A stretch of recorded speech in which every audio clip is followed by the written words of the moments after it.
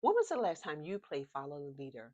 You know, the game where the leader had to be so tricky that we couldn't follow what they were doing and therefore be disqualified. There may have been one person who succeeded. Now, fast forward, if you are in leadership, you're still playing Follow the Leader. But now you have to be plain and not tricky so that your team will not be disqualified, but everyone, your team, your management, your organization, and you can succeed. And in today's video, we're going to talk about several strategies that you can use in order to be the quintessential leader who can move towards success for everyone that is following. We are no longer playing a game. This is real life. Your livelihood depends on it. Your company's success depends on it. And the families of the people that you lead depend on your ability to be a leader who is one who can be followed. So you have to set the example.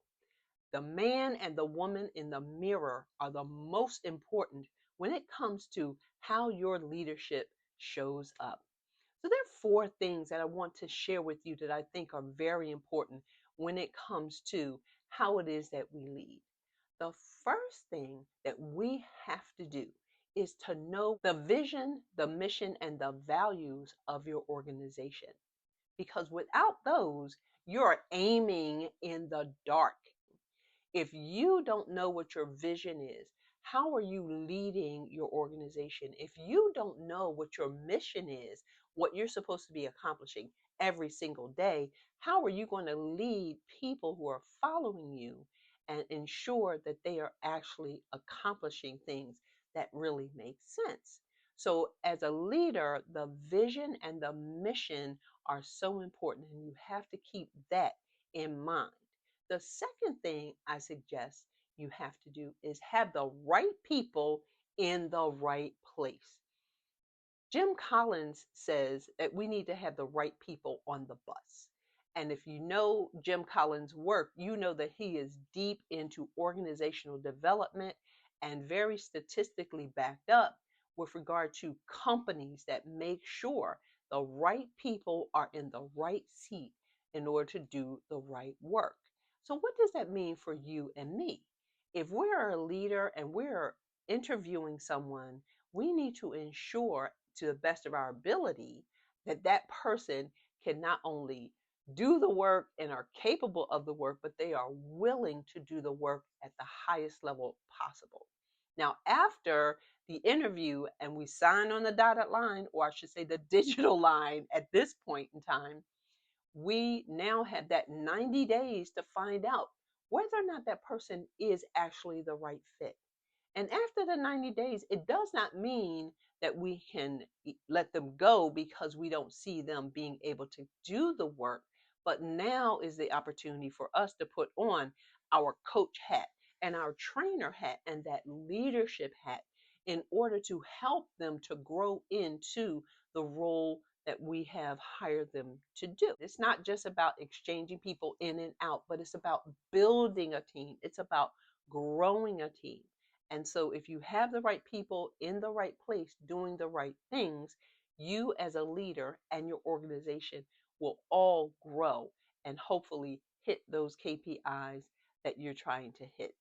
The third thing that I suggest you do, which is so important, is understand what is going on at multiple levels. What's happening with your employees or the people that you lead? What's happening in your organization? What's happening in your marketplace? What's happening in your industry? And what's happening with you? You have to keep your eyes on these things. You cannot be what is called a laissez faire leader and expect to get high performing results. You have to be in the game. I believe that leadership is a contact sport. And so, as a leader, it is important for us to make sure we know what's going on so that we can integrate what's happening in the marketplace with the vision of the company and to ensure that our leadership is focused in the right direction to help those that we lead to accomplish everything that it is that we need to accomplish, especially if we're going to have a great bottom line and we're not going to be in the red. The fourth thing that I suggest that we do is to play for the long game. Leadership is not checkers, it is definitely chess. We have to understand what move we need to make, not just today, but what that move might facilitate 3, 4, 5 years down the road, or especially just the next quarter. So, as a leader, we have to have focus on the vision. We have to understand who's in the right seats and what seats may need to be exchanged in and out. We have to make sure that we know what's going on, and we have to make sure that we have our eye on the long game. Now, there's a whole lot more that's involved in leadership, but if you look at these four at a high level and then begin to break them down for you and your organization, chances are you're going to be going in the right direction.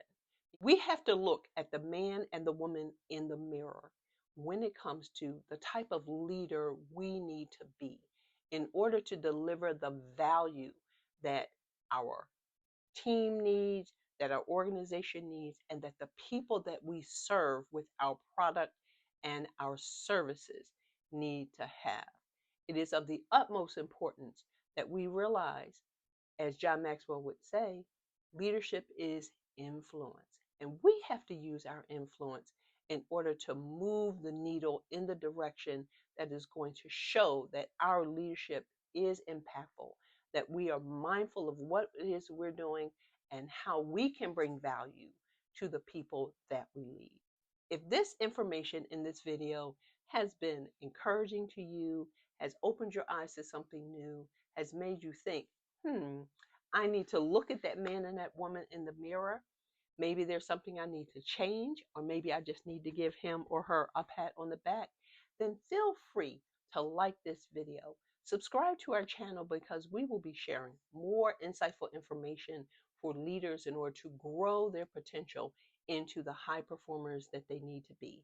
Remember, shift happens. Are you ready?